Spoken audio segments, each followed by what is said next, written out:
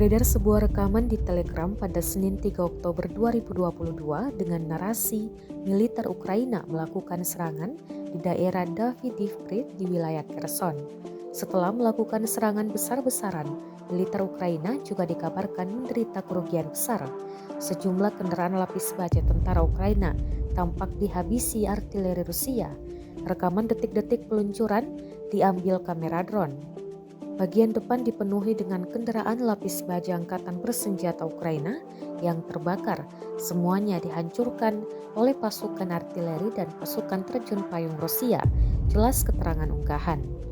Dan diketahui invasi Rusia ke Ukraina telah memasuki hari ke-222 pada Senin 3 Oktober 2022 sejak dimulai pada 24 Februari.